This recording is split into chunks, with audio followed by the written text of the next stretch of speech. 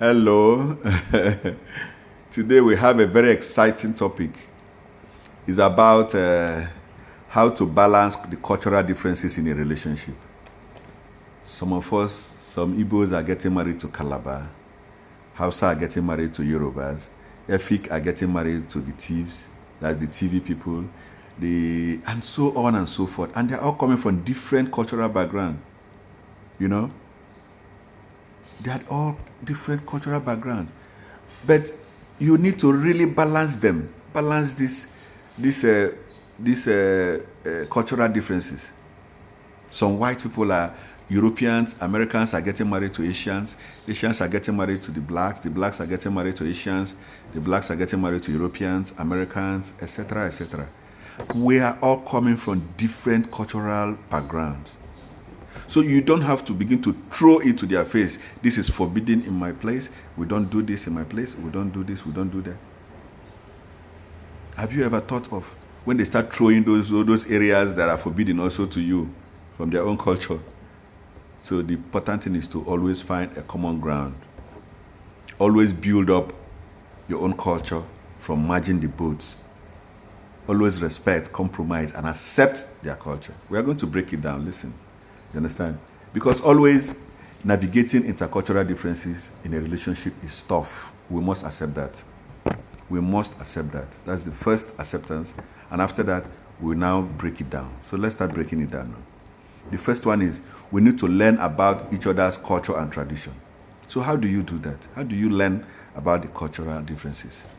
The first one is equip yourself by reading books, watching movies, or attending cultural events. That's how to do it. Get yourself equipped. Get to know about their cultural differences. Get to know about their culture and their tradition through all of these things I've just mentioned. And the second one is be flexible. Please always release expectation. Always be flexible. Don't be too, this is not how it's done in this place. This is not how it's done in this place.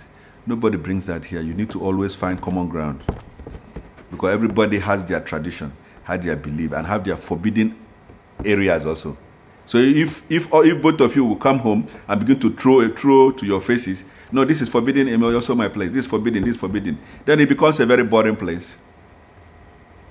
We must always find common ground. The third one is finding common ground is one of the most important, how to balance the cultural differences. Finding common ground. You must find common ground in the belief and value of each other's culture. There are areas, every culture interconnects, whether you're European, whether you're American, there's an area that must connect with mine. We are all humans. Then we begin to build our own culture at home. No longer culture of you or no culture of the lady or culture of the man. No, culture of both of us now. When we find the common ground, we begin to build our culture from there. Then the next one is avoid stereotype. How do you avoid stereotype? Beware of thought extortion. Align your perception with reality. Reality is what is on the ground. Not when you begin to distort your mindset with,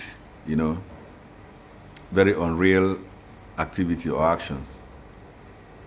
Then the fifth one is, please always respect diversity. You are coming from a different background. They are also coming from a different background. You must both respect the diversity. Acknowledge, appreciate the differences and similarity that exists amongst people. This is clear. Then number six is create your own cultural tradition. After you have seen that both of you are coming from different background, different cultural and traditional background, you now need to create your own tradition. How do you do that? Blend the both culture and tradition and create one for both of you. Blend the both. Finding common ground and blending them into one for both of you. This is our tradition in this house now. A little of this makes one.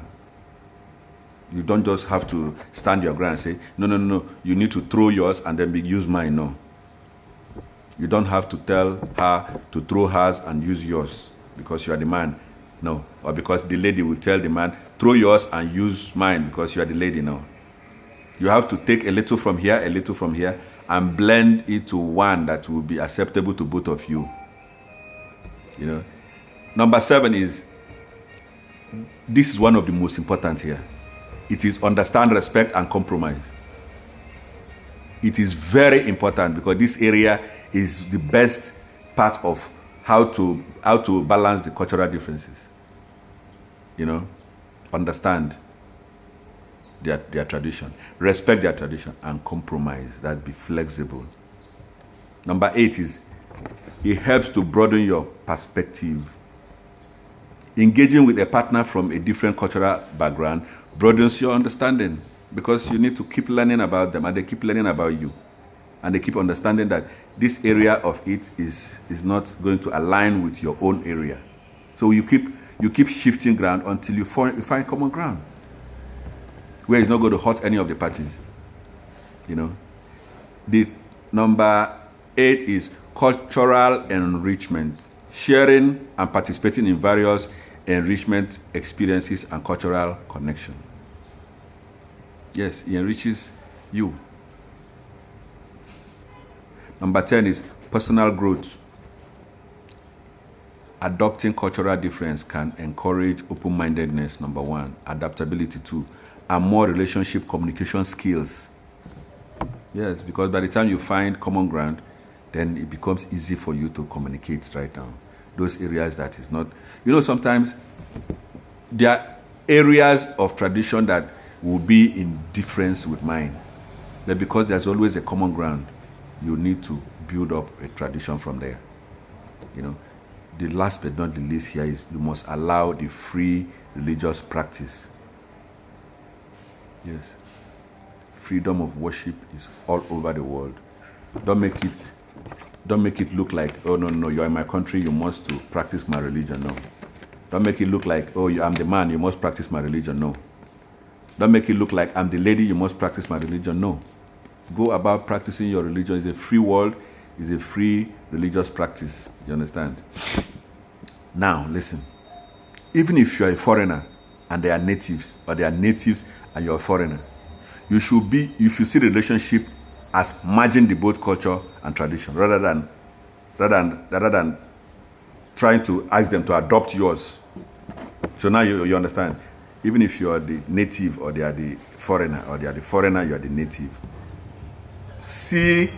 Always see that the both cultures are merged. Don't be too personal about, no, it's going to be mine. No. That's catastrophe. That's dangerous for the relationship. You're heading to a very big disaster if you continue to do that. You always learn to respect, accept, and compromise. These are the 3 watchwords in how to balance cultural differences in a relationship. You understand? Then respect their differences, learn about them, and look at where you might have to compromise. Respect for both sides, where both of them will merge and be respectful of each other. I'm going to be stopping here. I know you've learned so much. I will be talking again in the next episode. Bye-bye.